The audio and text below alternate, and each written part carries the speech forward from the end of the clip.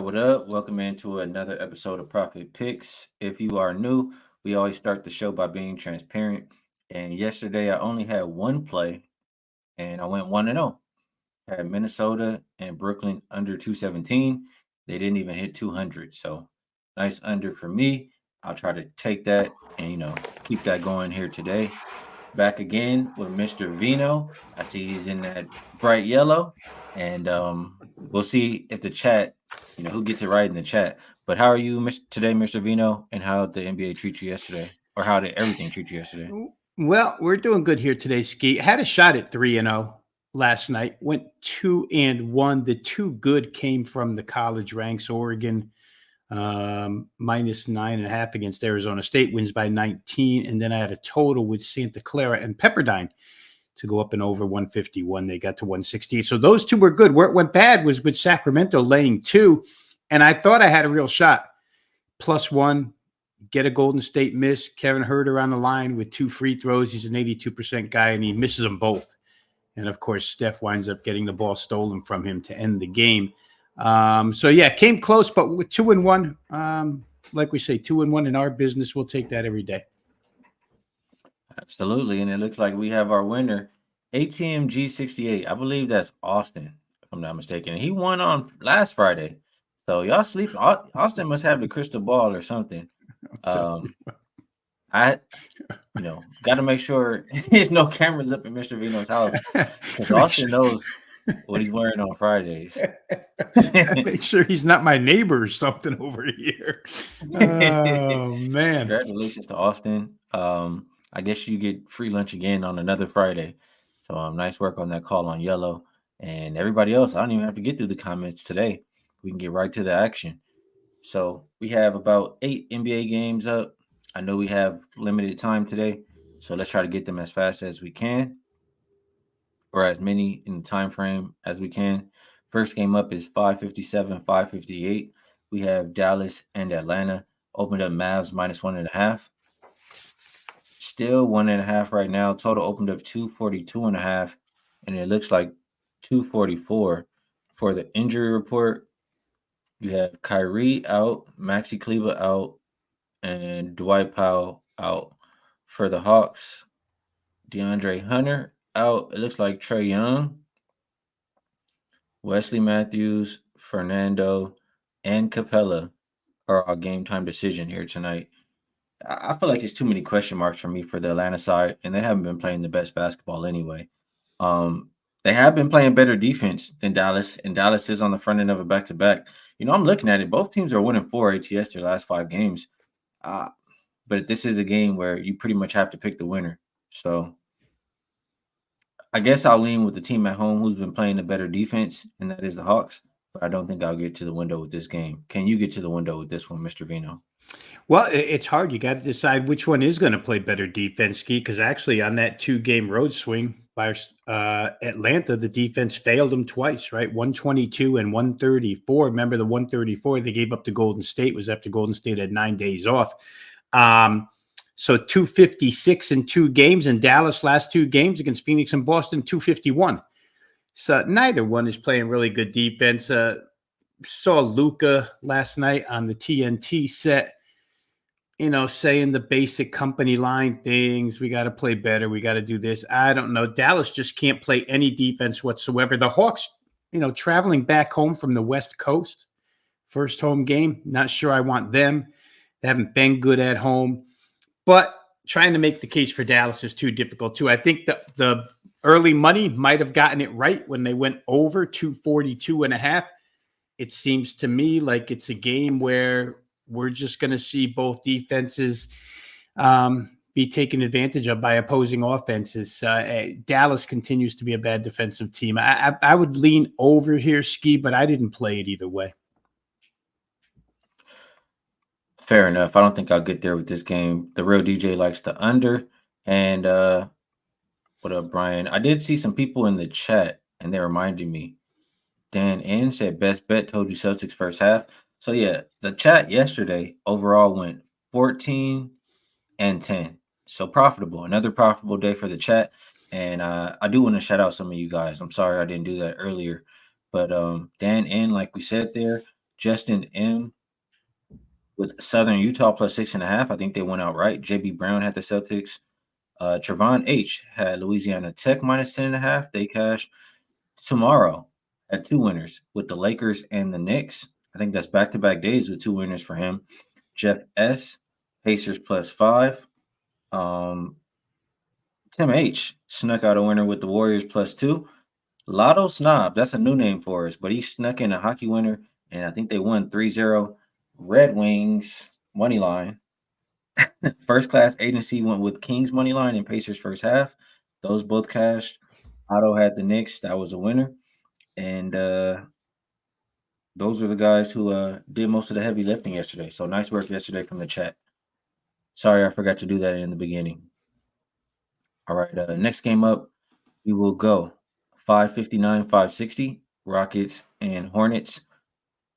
This game opened up Rockets minus 5.5, still 5.5 right now. Total opened up 226.5, and it's down as low as 223.5. Injury report: Bullock and Tate, game time decision for the Rockets. Eason Oladipo out for the Hornets. They'll be without Hayward, Lowry, and Mark Williams. So for me here, Rob, I was interested in getting involved in this game, and then I reminded myself how terrible the Hornets are, and I put a little bit of pause and hesitation to run into the window. But I want to look towards the Hornets side because of a couple reasons. They've both been playing terrible lately. Rockets have covered one of their last 9. Hornets have covered 2 of their last 10. Both teams are on the front end of a back-to-back. What it boiled down to me is this Rockets team cannot be laying on the road. They've won 4 games all season long on the road, and to expect them to win by any kind of a margin on the road, I think it's just a little bit. I don't want to say crazy, but it's not something I'm interested in. The Hornets, for example, as bad as the Hornets have been, they have more wins at home. They have 5 wins at home, more wins at home than the Rockets have on the road.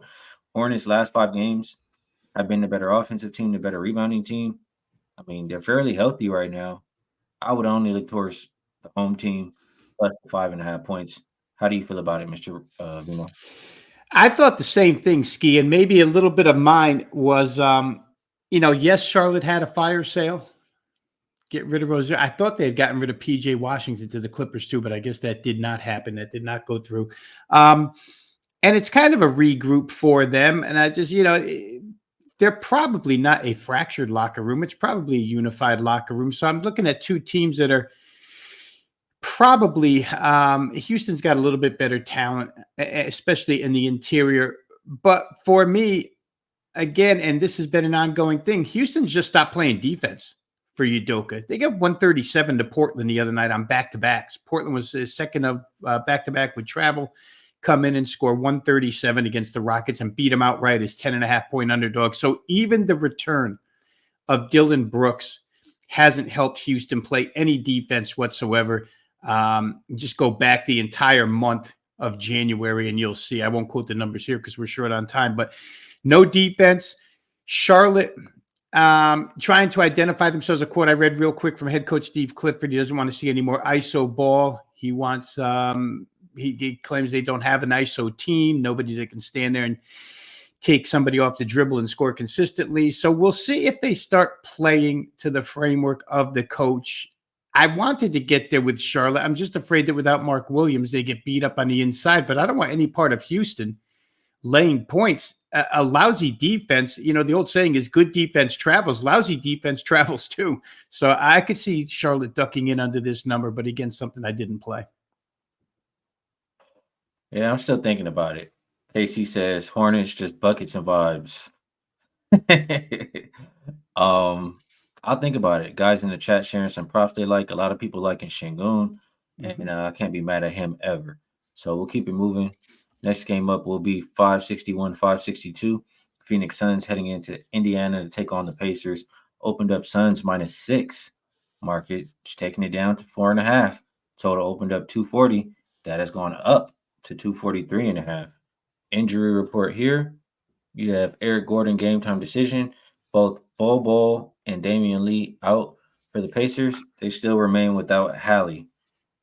This is the Pacers team on a back-to-back where they are 1-7 against the spread so far this season versus a Phoenix team with 1 day's rest This Phoenix team also on a 7-game win streak. That's not something I want to go against. They're top 10 in all the categories that I care about the last 5 games.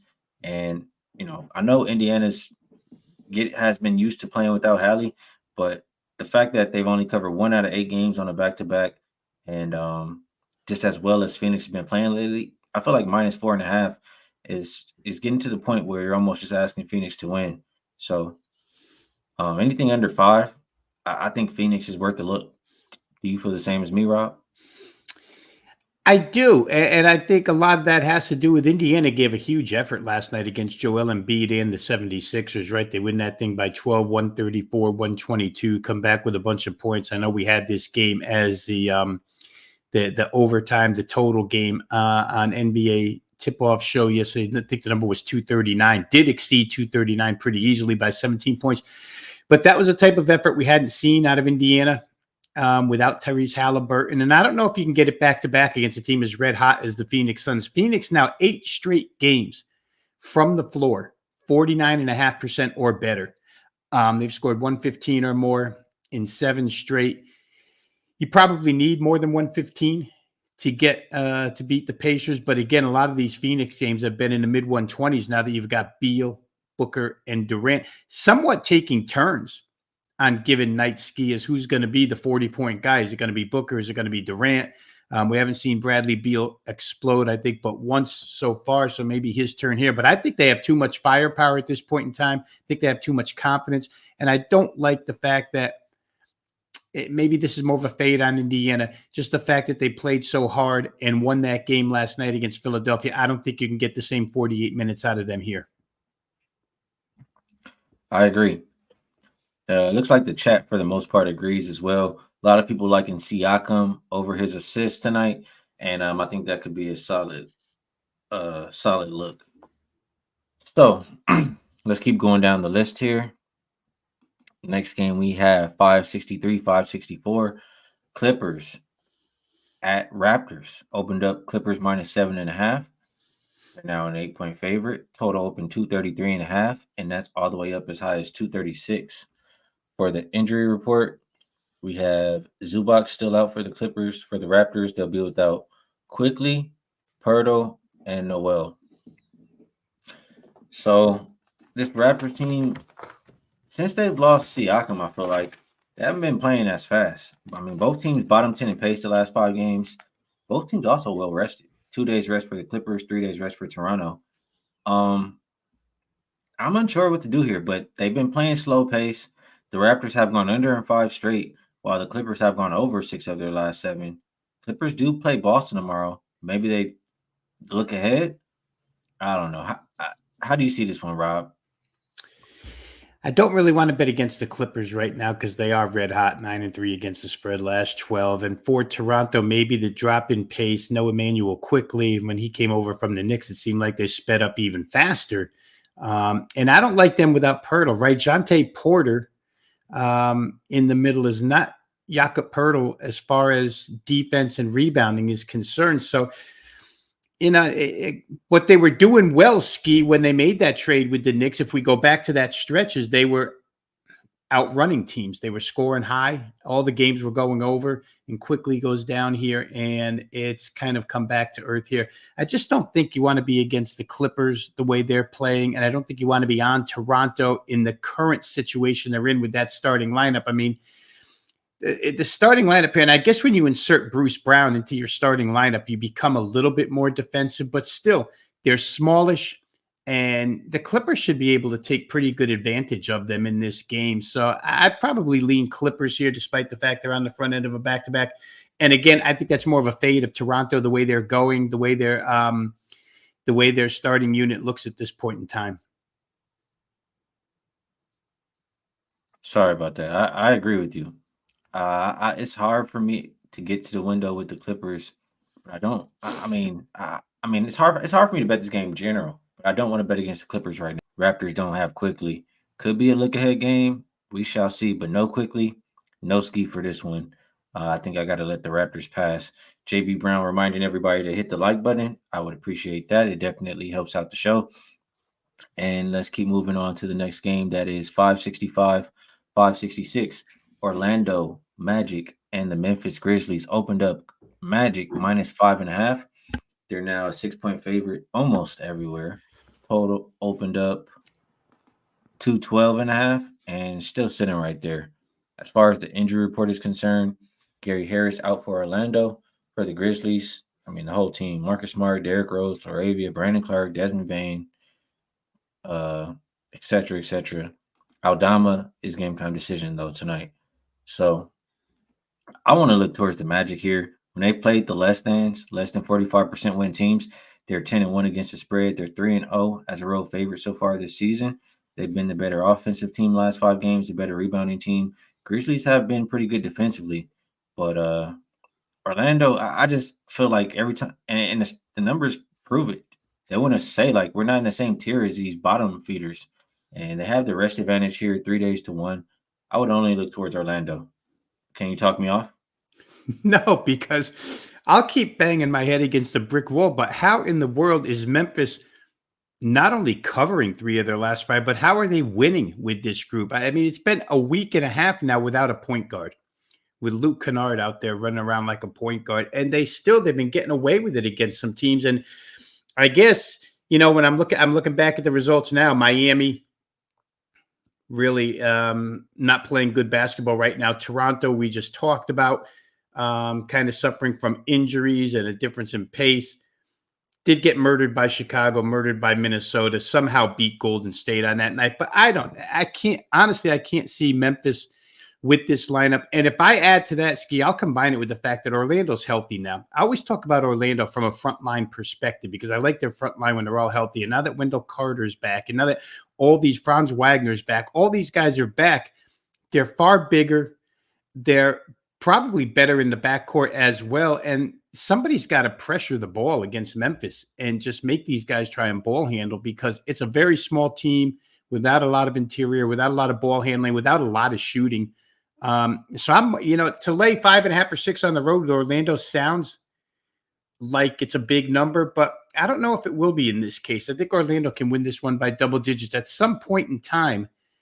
To use the Cinderella analogy, that the Reds' shoes got to come off for Memphis, because I honestly don't know how they're 3-2 in their last 5 games.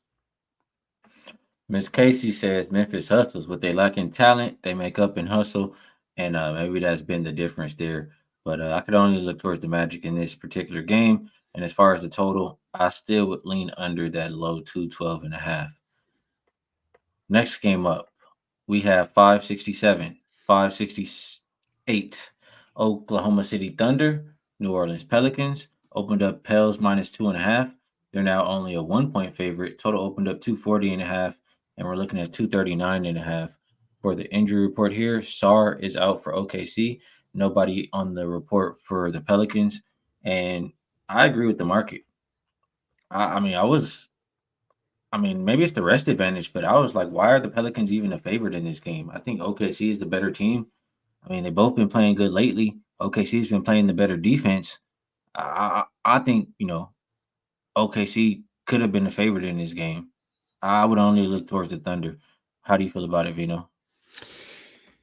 It's tough because New Orleans shows you those flashes, right? 153 points the other night. I mean, man for man, New Orleans is probably as good as Oklahoma City, but I would say the difference is they're not as consistent.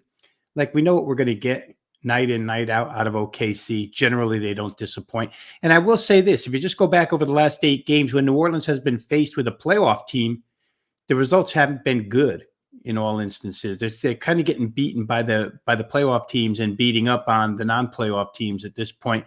But it is a Friday night at home in a crucial game against OKC as far as New Orleans is concerned. They sit in first place in their division just because the rest of the division stinks. But I do fear them a little bit, Skee, because when they get going, and we saw Zion get going the other night, that's a foursome in that starting lineup. That's pretty darn good. So I laid off. I do think that I'm going to look toward total in this game for what it's worth. We're sitting at 239.5 right now, and I think it might get there, but I have to look into it a little deeper. So I don't have a play on side. I may have a play on total. Fair enough. The chat It's kind of all over the place. A lot of people thinking if it ain't broke, don't fix it. Pelicans first half, and I can't talk you off if you want to continue to ride that play. It's been damn good for a while. Casey says Jalen Williams. He's been pretty good to her, and we'll keep it moving here tomorrow. Like first half for full game Pelicans. Next game up, we have 569, 570. That looks like the Cavaliers and the Bucks opened up Bucks -6. They're now 5.5 point favorite. Total opened up 238.5, and it looks like 238 right now. As far as the injury report is concerned, Garland out, Jerome out, Mobley out, Thompson out. Giannis is game time decision, but probable. I was thinking with them playing so close like this, I know they got rid of their coach last game and they showed up, but in general, I don't view Milwaukee as a team that I want to lay with. They don't play good enough defense for me to expect them to win by any kind of a margin. And the Cavs have been playing really good basketball besides that one loss. So I lean towards the Cavs in this quick revenge game. How do you feel about it, Veno? I think, after watching the other game go over the other night, Skee, and Milwaukee talking a whole bunch about defense is the reason why their coach got fired, and the game still got into the 240s because they still didn't play great defense. I don't know how you just don't play over again. I don't think now that Glenn Rivers is there coaching that team that they're going to immediately become a defensive team. I mean, you and I have had this discussion before on the other show with a couple of our colleagues. I just don't think that anything he says or does is going to make them be a 48-minute defensive team. Maybe for a couple minutes here and there if the game is on the line and they have to bear down. I understand that. But I think until proven otherwise, you have to just bet Milwaukee games over, especially in this price range. They're always going to be able to score, but I just don't think they're going to be able to defend. So I probably will try over. Again, in the NBA on this card, I have not made a play yet, but I think I might get there with this game over after what I saw the other night. Rob leaning towards the over. And yeah, don't forget it, man. His name is Glenn. His mama named him Glenn. We're going to call him Glenn. Till he wins a game 7, he's Glenn. Absolutely. Last game up, and I don't have very much to say about it. It's 571, 572. The Blazers at the Spurs. Opened up Spurs -2. They're a 3.5 point favorite now. Total opened up 234.5, and it's dropped to 229.5. Brogdon is game time decision. Sharp and Brown are out. Trey Jones is game time decision for the Spurs. I want nothing to do with this. Portland has been playing really good basketball lately, but so have the Spurs. Spurs on the front end of a back-to-back. Do you have any strong feel about this game? Well, at first I did because the fit that Chauncey Billups threw the other night seemed to inspire the team because they came back. And like I said earlier, they beat the Rockets straight up 137-131, second of back-to-backs. They came right back and played really well. And they've been good on back-to-backs. If there's one situation Portland has been good in, it's in back-to-backs. But the number might be a little too small here to try, Skee. I mean, you're almost asking Portland to win against a team, like you say, that is playing halfway decent. I don't have as much faith in the Spurs as I do Blazers. The one thing I can't understand for the life of me is who bet this game under.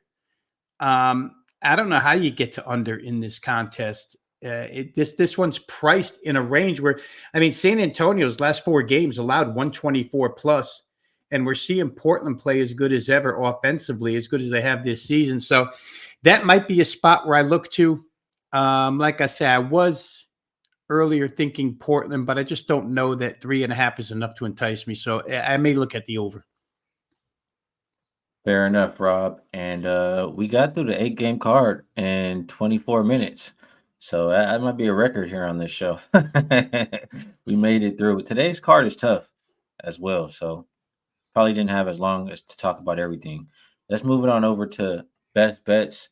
And you guys in the chat, if you've been on the show, you know what to do around this segment. If you don't, go ahead and drop your best bets down in the chat.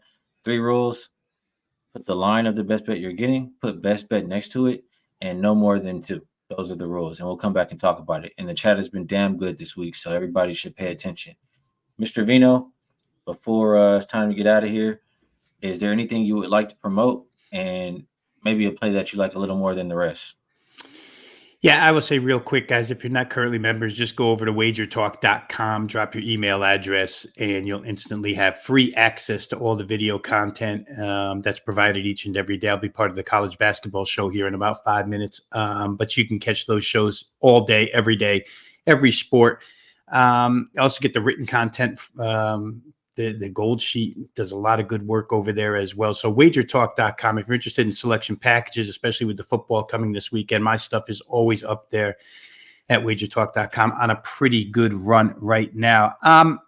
Skee, as I said repeatedly here, I didn't bet any of these games yet, but I think the closest lean I have right now is probably the Milwaukee-Cleveland game over 238. And for the reasons that I explained, I thought if Milwaukee was ever going to come out and show a really good defensive effort, it would have been the other night. They did cover. It wasn't a really good, maybe by their standards, that is a really good defensive effort. 118, 120. If we can hold them to 120, we can win. But if they hold teams to 120 and they're going to keep giving me 238 as a number with the Bucks at home, then I have to play it over because they're capable of 130 every night they take the floor. So I think that's the closest I've come. So I'll leave it as the best bet for the show. Milwaukee, Cleveland in this back-to-back type of situation with one day off over 238.